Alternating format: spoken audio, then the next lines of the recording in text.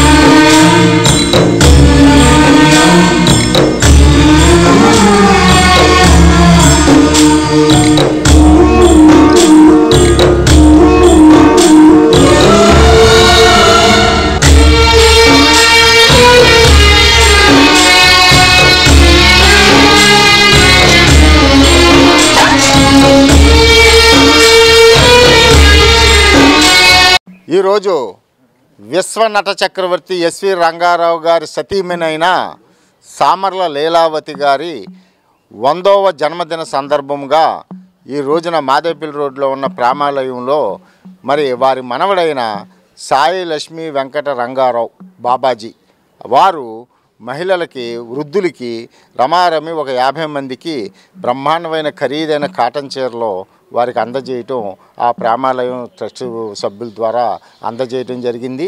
ఈ యొక్క ఎస్వి రంగారావు గారి సతీమణైన లీలావతి గారికి మాకు సంబంధం ఏమిటి అని అంటే, కీర్తిశేషులు మాజీ మున్సిపల్ చైర్మన్ బడేటి శ్రీహర్రావు గారికి స్వయానా అక్కగారు, కీర్తిశేషులు దివంగత నేత మాజీ శాసనసభ్యులు బడేటి కోటరామారావు బుజ్జి గారి మేనత్త గారు, ఇప్పుడు ఏలూరు అసెంబ్లీ నియోజకవర్గ శాసనసభ్యులు బడేటి రాధాకృష్ణయ్య చంటి గారికి మేనత్త. దాని వలన వారి కుటుంబ సభ్యులు, వారి యొక్క మేనల్లుళ్ళు, వాళ్ళ మనవడు ఎస్వి రంగారావు గారు, బాబాజీ గారు, వీరందరూ కూడా ప్రతి సంవత్సరం ఎస్వి రంగారావు గారి జయంతి, వర్ధంతి, అలాగే ఇలాంటి సేవా కార్యక్రమాలు వారు మనలో లేకపోయినా సరే వారు గుర్తుండిపోయేటట్టుగా వారు చేయటం ఈ బడేటి కుటుంబానికి ఆనవాయితీగా వస్తుంది. ప్రతిపక్షంలో ఉన్నప్పుడు, అధికారంలో ఉన్నప్పుడు కూడా ఎన్నో సేవా కార్యక్రమాలు ఎస్వి రంగారావు కుటుంబానికి ఈ బడేటి కుటుంబం ఎంతో ఇదిగా చేస్తుంది. మరి ఇలాంటి కార్యక్రమాలు ఇంకా ముందు కూడా ఎస్వి రంగారావు గారు వారి భార్య లీలావతి గారి పేరు మీద ఇంకా చేస్తారని చెప్పేసి ఏలూరు అసెంబ్లీ నియోజకవర్గ తెలుగుదేశం పార్టీ తరఫున తెలియజేస్తున్నాం. ప్రేమాలయం ఉద్దాస కమిటీలో ఈరోజు ఎస్పి రంగారావు గారి భార్య తరపున మన ప్రముఖ మన ఎమ్మెల్యే గారి ద్వారా ఇక్కడ చీరలు వీళ్ళందరికీ ఇవ్వడం జరిగింది. ఇదే కాకుండా ప్రతిసారి ఎమ్మెల్యే గారు ఏదో ఒక విషయంలో ఇక్కడ సహాయ సహకారాలు అందించడానికి ముందుకు వస్తున్నారు. వారికి హృదయపూర్వక ధన్యవాదాలు తెలియజేస్తున్నాను.